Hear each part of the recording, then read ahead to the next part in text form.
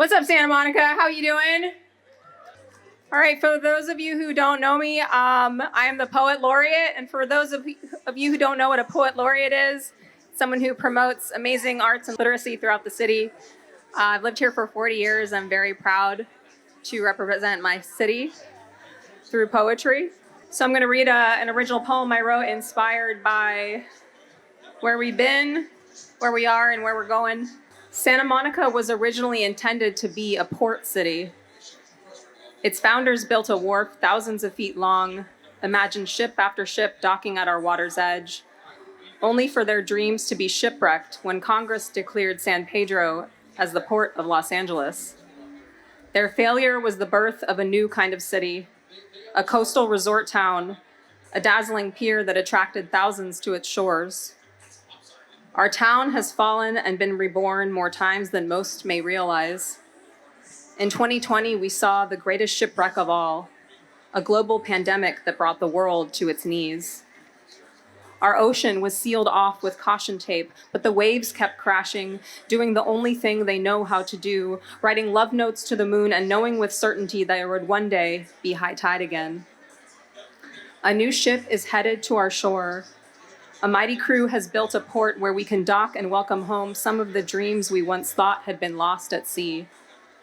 The ship's manifest is full of storytellers and librarians and poets, archivists and healers and activists. The voyage has been long, and there is still much work to be done. May we roll up our pant legs and feel the salty water rush up to our knees. This is high tide at its finest, a city that wants to be reborn, a ship sailing the waters of our collective memory. We are drawing new maps as we speak, a city full of topographers tracing our fingers across the smooth coastline and jagged bluffs, feeling the contours of places left behind and the outline of places to come. May we meet at the intersection of promise and grit. May our calloused hands give testament to the countless hours that have gone into propelling the oars of this ship through uncharted waters so that we could finally arrive home, back to a city full of saints and poets, back to a city that feels like home again. Thank you.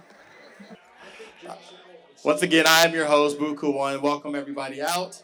Thank you for all being here today and for your continued support of the Santa Monica community. And now, it is my pleasure to introduce a leader who has been a strong partner to the city of Santa Monica and champion for communities across California. Assembly member Rick Chavez-Zabur proudly represents the 51st Assembly District, which includes Santa Monica and communities throughout the West Side. Since his election to State Assembly in 2022, he has served as the Democratic Caucus Chair and one of the Assembly's key leadership positions. He has worked alongside our city to support economic recovery, protect California's film and television industry, and advance legislation that strengthens communities across our state. His leadership has also helped expand clean energy, support LGBTQ+ students, and protect the rights of renters with mobility disabilities, reflecting his commitment to building a more equitable, sustainable, and inclusive California. Santa Monica, please join me and give a warm welcome to California State Assembly member Rick Chavez-Zabur.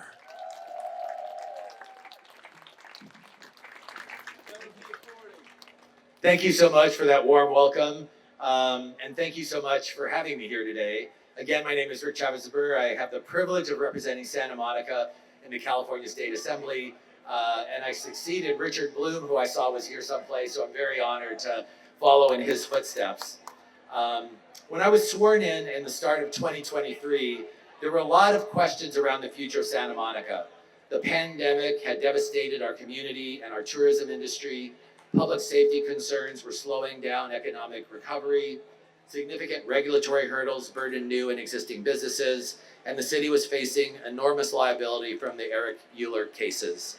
In the years since, I've seen what I believe is the beginning of a remarkable recovery for the city of Santa Monica, one marked by resilience, renewal, and optimism. This year, we're starting to feel the positive effects of the Realignment Plan. Our police department is finally fully staffed, downtown is feeling safer, and our city is benefiting from beautification and new, exciting investments.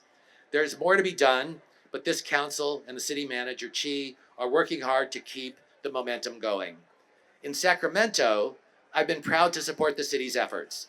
whether through legislation to support local law enforcement as we fight organized retail theft, working to protect local transfer tax revenue that's critical to Santa Monica's homeless services and school funding, securing resources to assist with wildlife recovery, or authoring legislation to strengthen and expand California's film and television tax credits so that we can bring production back to Los Angeles and Santa Monica. Speaking of, it's pretty amazing to see what's happening at the Fairmont, right?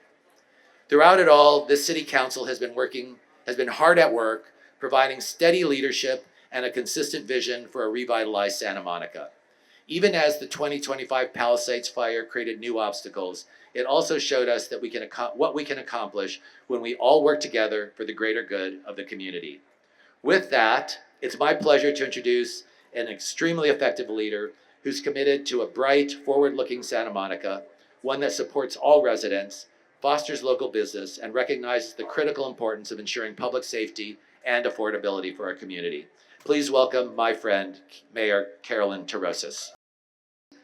Welcome to beautiful Santa Monica. Good evening. So I just want to bring us back to a few days ago. Thousands of us gathered on Ocean Avenue for Coast. If you were at Coast, raise your hand. Yes, I love it. I was there. Tonight, we're here again together on Main Street. So I want everyone to look around. Neighbors are meeting neighbors. Local businesses are connecting with new customers. City employees are helping our residents face to face, which we should not take for granted. Children are playing in the middle of a street that normally belongs to cars. This is more than the setting for tonight's speech. It is a glimpse of what is possible when we bring people together and make government feel closer to the community. Yes, you can clap, that's fine. We love an applause. And so before I say anything about the state of our city, I want to thank my colleagues on the city council, Mayor Pro Tem Jesse Zwick, raise your hand. Council members Dan Hall, Ellis Raskin, Barry Snell, Lana Negrete, and Natalia Zernitskaya. We all do it together. We couldn't do it without each of us. And I really want to thank our city manager, Oliver Chi, and our entire city team. Yes, we hear cheering, love it. As mayor, many of you who've been watching the council meetings might know that I have tried to recognize the people whose work usually happens outside of the spotlight. Like Traffic Services Officer Jeffrey Pinkerton and Officer Regan Mena, where are they? You're right here, raise their hands, who jumped into action and saved a choking child. Like Code Enforcement Supervisor Maurice Cochet and Officer Benson Reed, who make sure vacant properties are maintained and buildings are safe. Where are you? Raise your hand. Thank you. Like Luis Acosta and other Virginia Avenue Park staff who help families find food and housing. Are they here? Yes. Yay, Virginia Avenue Park. And guest services assistants Olivia Frost and Natalie Orozco, who run our amazing classes and camps. Thank you. Or acting downtown maintenance division manager Jay Aguilar, who has spent more than 3 decades making sure our community's public spaces are clean and sparkling. Yay! Are you the longest tenured? I love that. Oh no, okay. 3 decades and you still clean it up. There are so many more amazing people serving us every day. In fact, there are your city employees working throughout Main Street tonight. If you are a city employee and you can hear me, please raise your hand. Yay, let's thank them. Let's give them a round of applause. We have had a very hard few years and they have been here for us. So I just want to acknowledge that council does set the direction, but these are the people who turn it into something that residents can see, use, and feel. So tonight, I don't want to give you a list of everything City Hall did this year. We have a scorecard for that, and you can check it out. It's on Main Street. I want to answer a more important question. What kind of city are we becoming? So to the south of us, right down the street over there, is the Ocean Park Branch Library, which we really wanted to make as the focal point of this state of the city. Yes, I love this. It's one of the last Carnegie libraries in California, and it is still doing the job it was built to do. We are here in the street in front of the library on purpose. A public library is a promise that knowledge, imagination, help, and a place to belong should not depend on what you earn. You can walk through the door and everything inside that library is already yours. For 5 years, we could not fully staff this branch down the street. Our library team kept window service operating, but a window is not a library. It cannot lead story time, help someone write a resume, or help a student find the book that changes her life. In January, our librarians returned to this building right down there. This month, Ocean Park expanded to 4 full service days, and all 5 branches are now open for full service for the first time since the pandemic. If you want the state of our city in one sentence, it's this: we are turning the lights back on. We are. And I'm really proud of that. So tonight, I want to go further. Turning the lights back on is recovery, but what we now do with that light is our renaissance. A year ago, Santa Monica was still fighting its way out of a historic crisis. The pandemic had hollowed out downtown, depleted reserves, and forced painful service cuts. And then came the fires. Within hours, Santa Monica opened its doors to neighbors whose homes had turned to ash. Many are still not home, and the recovery is ongoing, and I really want to acknowledge that because there are so many here that we have welcomed who are still not home. But we learned something about ourselves in that moment. The city is strongest when we decide to face a hard problem together. So we faced the ultimate question as a council. Were we going to manage decline or create a path forward? And so we chose a path forward. We hired a new city manager. And last October, this council unanimously adopted the Realignment Plan. Now, as I've teased many times, the name may be bureaucratic, but the work is not.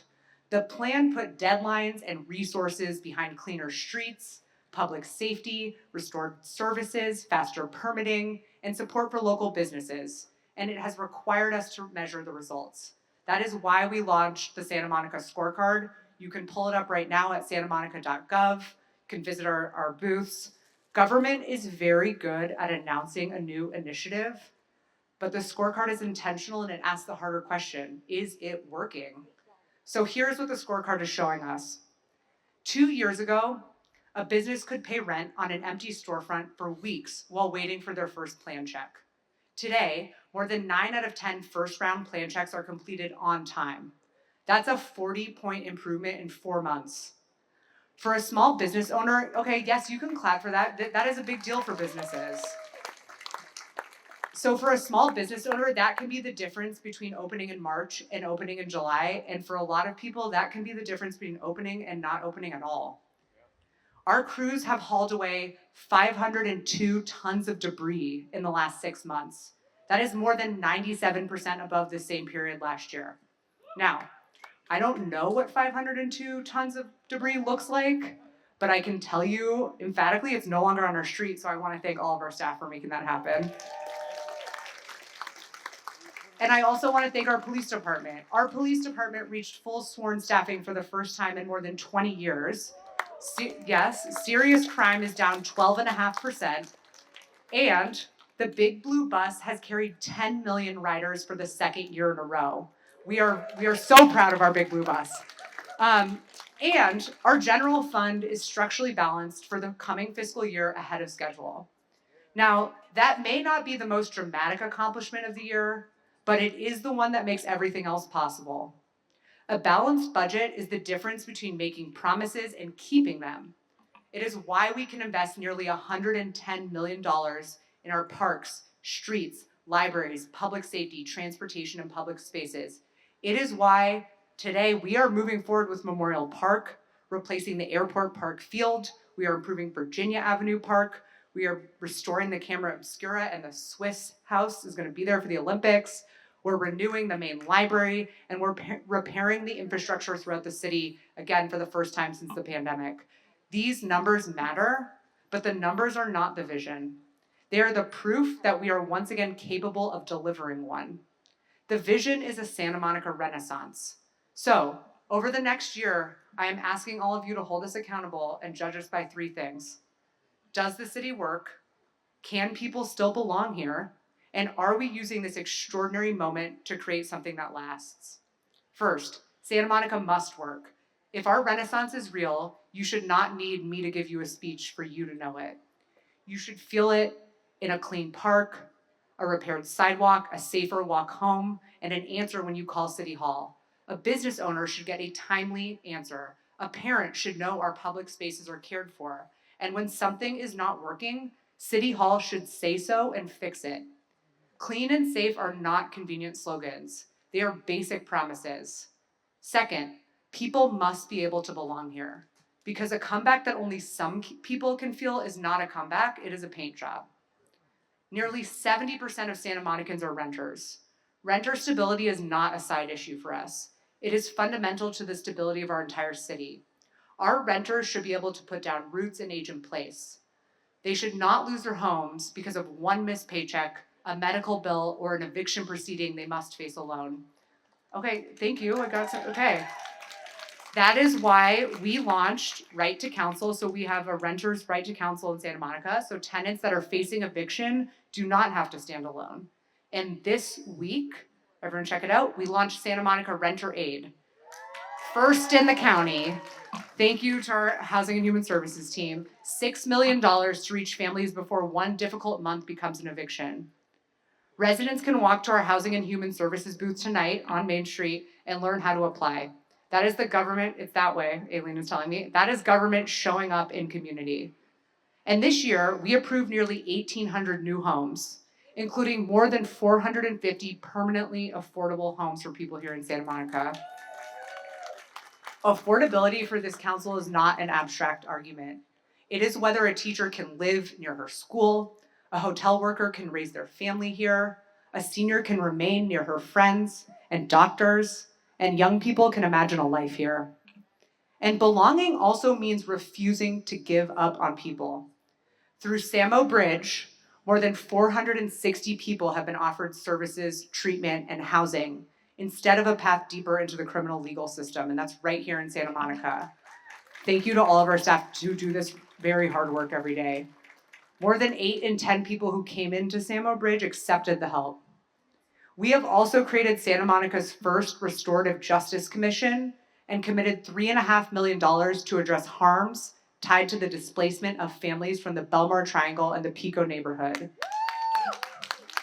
Because residents with lived experience will lead that work, and we need to center those we have harmed as government to create meaningful repair and acknowledge that. Hi, I want to acknowledge the work ahead. People are still sleeping on our streets tonight. That is still happening. Property crime still does remain too high, and small businesses are still struggling to stay open. So our problems are not solved. I'm not here to say mission accomplished, but we are no longer looking away from our problems or treating them as inevitable.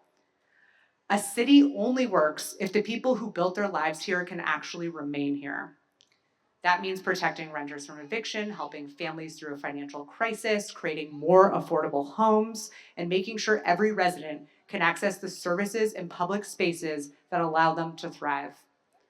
And third, we must use this moment to create something that lasts. I don't know if you guys were here during FIFA, I don't know if you've been here the last year, but we are feeling the new energy in Santa Monica. You can see the recovery in the choices that people are making. Residents are choosing to stay. Entrepreneurs are opening businesses on blocks that had gone dark. A James Beard honored chef has opened Celine. Raising Cane's created 100 jobs in our city. The first Teenage Mutant Ninja Turtles pizzeria opened on 3rd Street. And guess what? The line is still all the way around the block. These are not just new storefronts. They are signs that people are believing in Santa Monica again. And so I want to thank our business districts, Chamber of Commerce, Santa Monica Travel and Tourism, local businesses and workers. You are all part of this recovery. And I also want to acknowledge that the world is coming to our shores. The World Cup brought thousands together throughout our downtown. And this September, hope you guys all bought your tickets, the Ocean Way Music Festival is coming to our beach.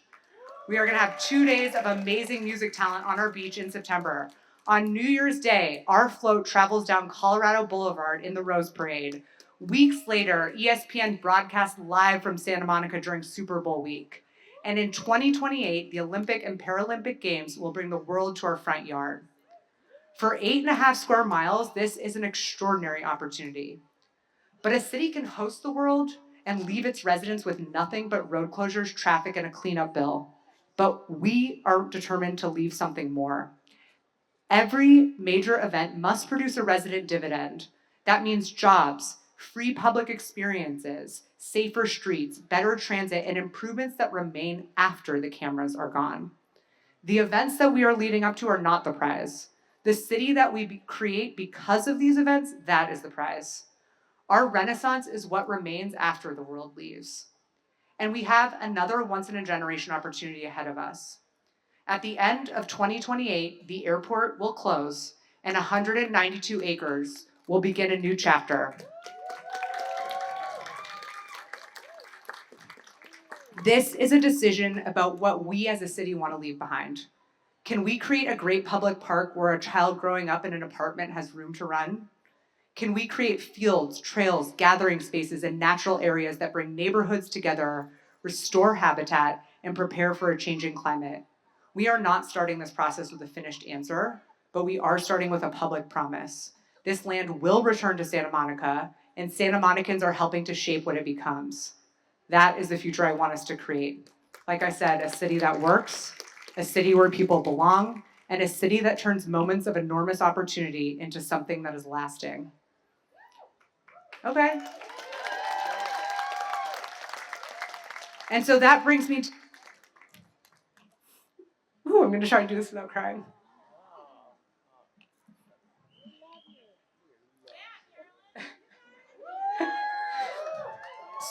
So that brings me to the last thing I want to share tonight. I don't know why I'm doing this. I'm so sorry.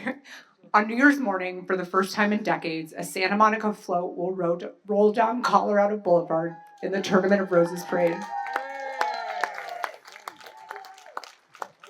Every visible inch of a Rose Parade float, in case you're not obsessed with it like me, must be covered in something that was once alive. Flowers, seeds, bark, leaves. Nothing artificial is permitted. The Rose Parade takes that rule very seriously. It is attached by hand, one bloom at a time, in a cold warehouse in late December. I have done it by hundreds of people who mostly have never met. So in December, we are going to run buses from Santa Monica to Pasadena to decorate our float, and I want you to be on one. That's right. Not just to watch our float being created, but to help create it. The theme of this year's parade, in case you're not following, which we did not choose, but could not have been chosen better, is one word: welcome. I have to tell you about why that word stayed with me the way that it did. Every New Year's Day of my childhood, my family watched the Rose Parade. And every year, my mom told me the same story. Sorry, she's laughing in the front over there. Growing up in Montreal, in the dead of a Canadian winter, she would turn on the television and see roses and sunshine in January. She would sit there in the cold and imagine a life in California. She was not from here, and that was the whole point. She saw a place that looked like it would welcome her. On New Year's morning, my mom will be watching that parade the way she has her entire life. And this time, the float coming around the corner will be ours. Welcome is not just a parade theme. It's a governing principle. It's a city that welcomes investment and imagination. A city that is affordable enough for families to stay. A city that is compassionate enough to welcome someone back after a difficult chapter. And a city that is confident enough to welcome the world without forgetting those who are already here. It is the family facing an impossible rent increase that receives help to stay. It is the business owner taking a chance on a storefront. And it is the girl walking into the library across the street tomorrow, finding a librarian who knows her name and a book she did not know she was looking for, and an understanding that there is no limit on what she is allowed to imagine. That is the city we are choosing to be. A city that works, a city where people belong, and a city that is ready to welcome the future. And so now, it is time to see how Santa Monica will say welcome to the country with our Rose Parade float design. So It's going to be right over there. Can we get a drum roll? 3, 2, 1. Oh wait, they're still doing it.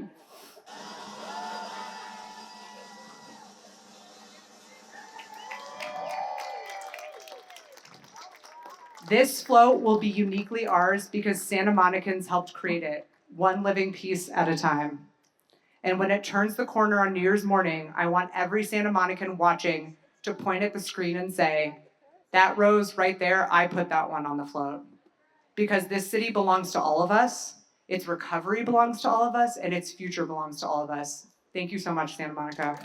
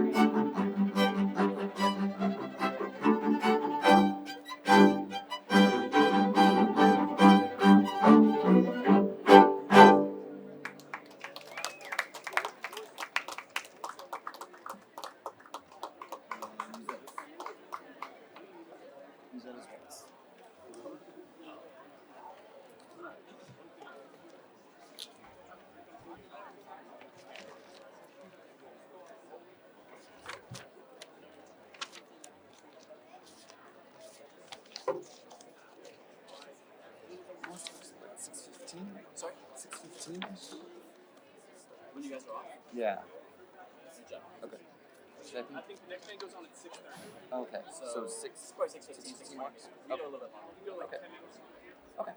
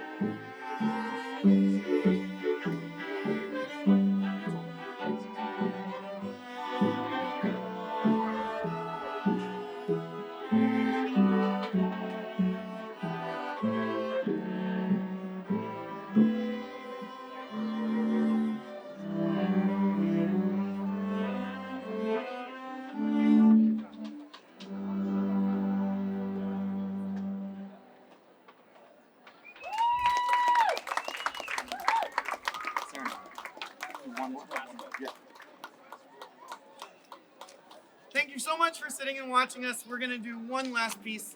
This is a tango called Serenata.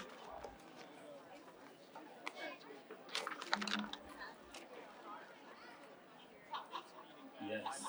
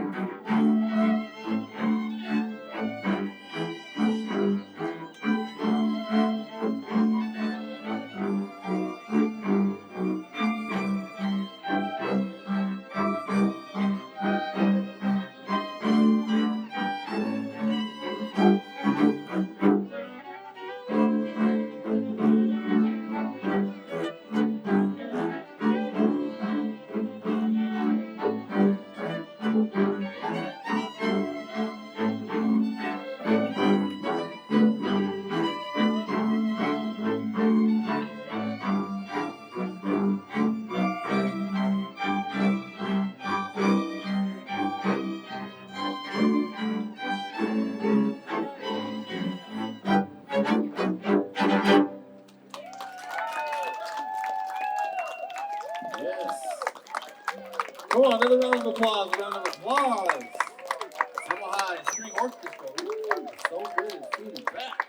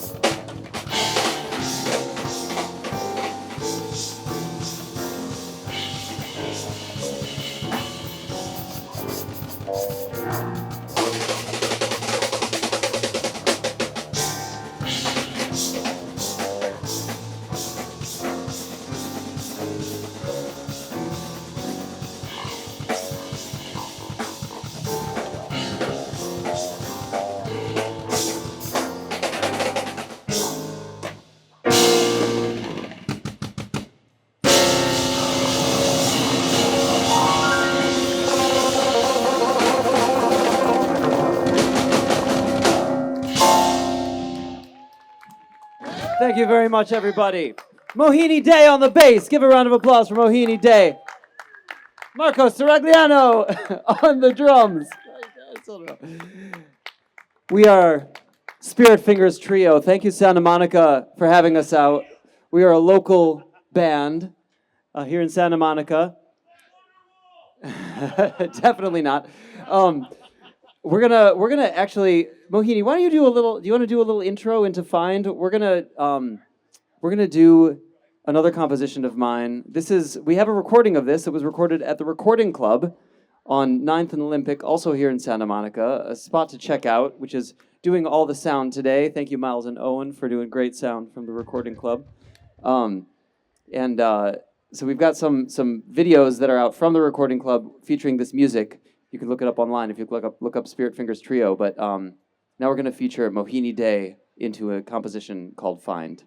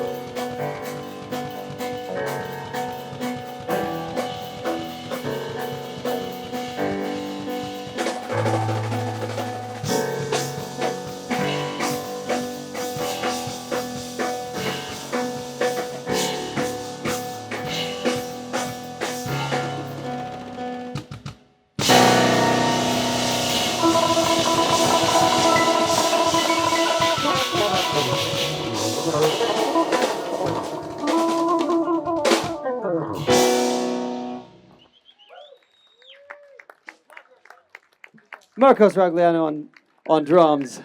Mohini Day on bass.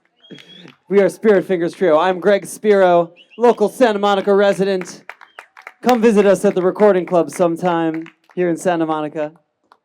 We've got one or two more for you, depending on what time it is. These songs can sometimes go pretty long. Why don't we follow this up with a Mohini Day composition? You want to do one of yours? Yeah, sure. Well, my new album just came out like 2 days ago, and I turned 30 2 days ago. So we're going to play one of my songs from the new album. It's called The Day Way, and my name is Mohini Day. If you want to look me up on Instagram or follow us, that would be the name, and that's Greg Spiro, and you can follow him on Instagram too. This one's called Day Way, and I hope you guys like it.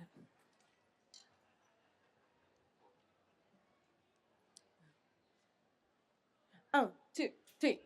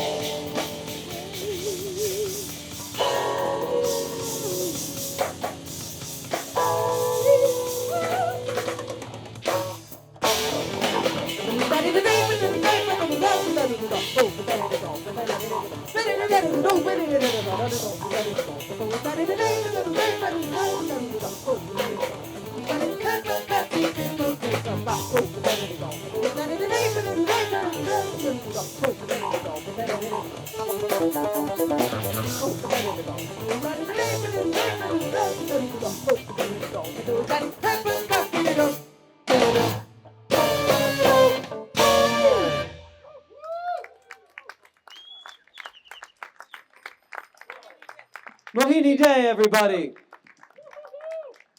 Marco on drums. Thank you, Marco.